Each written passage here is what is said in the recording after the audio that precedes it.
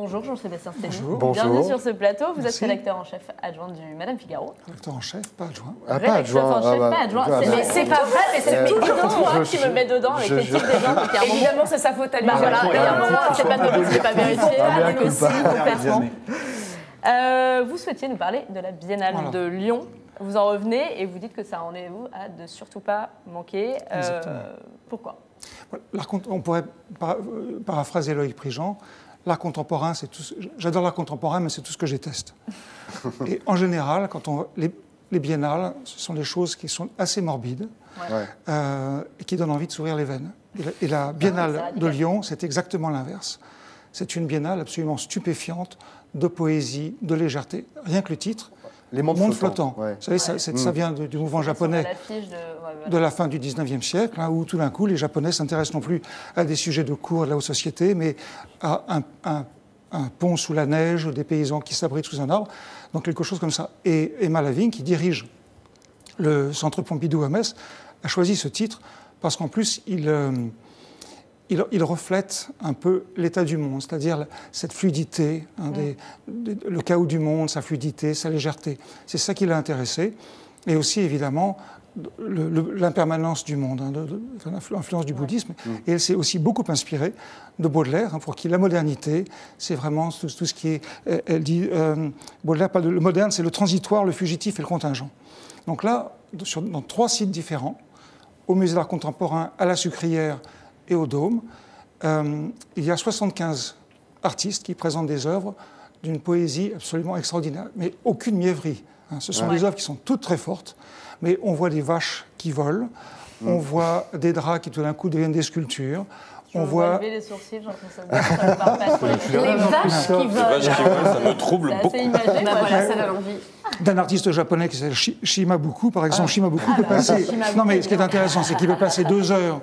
Par exemple, pour se moquer de la technique contemporaine, 2 heures à affûter son MacBook, et puis ensuite il s'en sert comme un chef japonais, comme d'un couteau. Enfin bref, là il fait voler des vaches. Il fait plein de choses avec. Donc, et en plus, ce qui est intéressant dans cette biennale, c'est que c'est multisensoriel. C'est-à-dire c'est à la fois les yeux, mais aussi il y a énormément de musique, de son, etc. Pardon Jean-Christophe, Jean-Sébastien, pardon. On salue Grégoire Ménager qui a une conférence de rédaction. Et je vous invite au théâtre. Voilà, d'accord. On vous invite à faire des meilleurs papiers sur Audrey Lana, s'il vous plaît. Merci beaucoup. Merci beaucoup. Voilà. Pardon.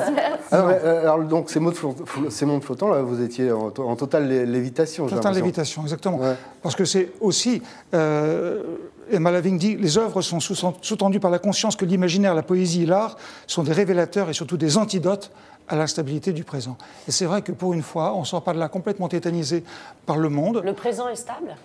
Non, justement. Toute cette poésie nous aide à accepter, à comprendre, à décrypter ce monde.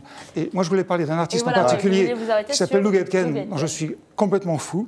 C'est un homme Normalement, on doit voir l'image de son installation. Parce que, quelle est la beauté de son travail? C'est que lui, avec des choses qui, justement, nous angoissent, les algorithmes, le digital, les nouvelles technologies, fait de la poésie et de la chose qui nous met souvent dans des transes. Là, dans cette œuvre-ci, il a fait creuser un énorme bassin à la Sucrière, qui est rempli d'un liquide qui est blanc, qui est très beau, très mystérieux. Et il y a une grille au-dessus, dans laquelle il y a 9 robinets. Et selon une partition qui a été vraiment comme une partition musicale, parce que de Getken, ce qui l'inspire le plus comme artiste, son voisin, quand il était enfant, c'était Stravinsky à Los Angeles. Il était réfugié là-bas. Donc la musique est très importante, donc il se demande toujours, par exemple, comment composer la lumière, et là, en l'occurrence, comment il compose ces gouttes qui tombent sur des micros et qui forment une musique, et c'est absolument... Cette installation, ça s'appelle la fontaine sonore. Voilà, exactement. Et une autre fois, par exemple, au Brésil, il a creusé un puits très profond avec des micros pour entendre les plaques la musique du monde, de tout ce qui se passe à l'intérieur, des plaques tectoniques qui bougent. Et là, rien que ces gouttes qui tombent sur de l'eau, c'est complètement... Et les gens sont fascinés, on reste là pendant pendant une demi-heure, juste à attendre l'expérience. En fait. C'est méditatif. Et le son n'est jamais... Chaque séquence n'est jamais la même. Enfin, c'est vraiment une œuvre... On aime ou on n'aime pas l'art contemporain, on en a peur, on y va quand même. Absolument. Non, mais moi, en fait, c'est génial parce que vous n'avez rien besoin de dire, parce que vos yeux, ils brillent tellement quand vous en parlez. Je vous jure, vous m'avez donné envie. Mais vous m'avez vraiment donné envie. C'est gentil, merci. Ouais, ça brille, quoi. Ça vous a vraiment secoué, en fait. Non, mais moi, j'aime beaucoup Jean-Christophe et je pense souvent à lui quand j'écris parce que ce matin, j'étais très surpris parce qu'il me fait toujours penser, dans la pièce, c'est toujours celui qui doute. Et ce matin, son enthousiasme pour le film m'a frappé et je me suis dit... Ça t'a rassuré. Voilà. Non, je me suis dit, en pensant à Dougetken et à la Biennale, il faut que je donne envie à Jean-Christophe d'y aller. De toute façon, moi, je suis à Lyon, j'ai envie d'y aller. Ça marche avec le match volant, du coup, effectivement. Merci beaucoup. Merci Beaucoup, Jean-Sébastien. Jean-Sébastien Stelly.